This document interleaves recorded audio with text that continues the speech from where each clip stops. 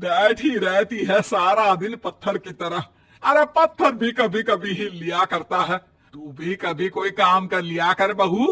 मैं तो बहू नहीं भैंस ले आई हूँ। नीता सारा दिन घर का काम करती, कमर टूट जाती जब वो रात में बिस्तर में आराम करने के लिए लेटती। लेकिन मजाल है सास की, जो उसके काम की कभी झूठे मुंह भी तारीफ कर दे। हम लोग नसीब वाले हैं नीता बिटिया, जो तेरे जैसी बहू हम लोगों को मिली।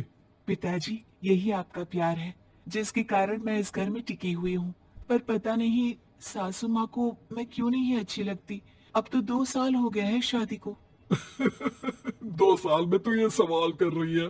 यहाँ मुझे 30 साल हो गए बिटिया। पता नहीं तेरी सास मुझे भी क्यों पसंद नहीं करती। फिर क्या, दोनों ससुर बहू खूब ठहाका लगा लगा कर हंसते हैं। अरे वाह जी वाह, क्या जमाना आ गया है। बहू को देखो कैसे ठहाके लगा लगा कर ससुर के साथ हंस रही है। अरे एक जमाना हमारा था, ससुर इस कमरे में तो मैं उस कमरे में, ससुर बरामदे में तो मैं छत में, और यहाँ देखो महारानी को। वो मेरी बेटी है और पापा ने तुम्हें कभी नहीं कहा था कि तुम इधर उधर भागो। हो सास को पति की बात पर गुस्सा आ जाता है। तभी उसकी नजर बहू पर पड़ती है जो सास और ससुर की बात पर हंस रही है। बहू को हंसता हुआ देख सास का पारा 7वें आसमान में चढ़ जाता है। अरे कल मुही तू क्यों हंसी? तुझे कौन सी चुड़ैल चिपट गई तो हंस रही है? हम मियाँ बीवी का ये चलता रहता है, ये ना सोच के बीच में फूट पड़वा दी। और ए जी जाइए बाजार से छाछ ले आइए, और तू जाकर किचन में बेसन घोल कर पकोड़े बना ले, कड़ी बनानी है तुझे। सास बहू और पति को ऑर्डर देकर वहां से निकल जाती है। पति बाजार की तरफ और बहू किचन की तरफ।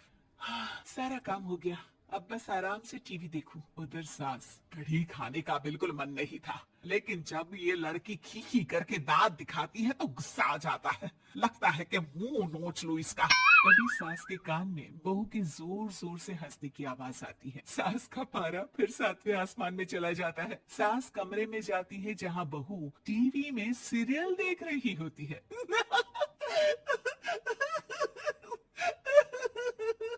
अरे पागल हो गई है तो बता दे, पागल खाने छोड़ाऊं तुझे? माँ जी, आइए ना, देखिए ना, आप भी ये सीन देखिए, कैसे बच्चे स्टॉप दैट खेल रहे हैं। इस खेल में ना जिसे स्टॉप दैट बोल दो उसे स्टॉप होना पड़ता है। हाँ हाँ, बहुत खेला है मैंने भी इसे बचपन में। कोई इतने भी पुराने लोग नहीं है हम। हाँ काश सासू माँ मैं भी ये खेल खेल पाती। सास को बहू की इस बात पर गुस्सा आ जाता है। यहाँ तो सारा घर फैला पड़ा है, रात के खाने की कोई तैयारी नहीं, और मैडम स्टॉप दैट खेलेंगी। हाँ? अरे चल जाकर छत धो। बेचारी बहू जो अभी तक टीवी पर ठहाका मार रही थी, झाड़ू लेकर छत पर पहुंच जाती है। खुले आसमान के नीचे बहू भगवान की तरफ देखकर कहती है, हे भगवान, ये तो बता दो कैसे मेरे अंदर भी कोई क्वालिटी आएगी जिसे देखो जब देखो कुछ न कुछ सुनाकर निकल जाता है। वो रोने लगती है, लेकिन करती भी तो क्या, भाग्य में जो लिखा है वो तो होगा ही। बहू पूरी छत साफ करके नीचे आती है जहाँ सास मजे से बैठकर टीवी देख रही होती है और जोर जोर से हंस रही होती है। टीवी में वही स्टॉप दैट वाला सीरियल चल रहा होता है। मासूम बहू फिर से टीवी देखने लग जाती है। कितना मजेदार गेम है।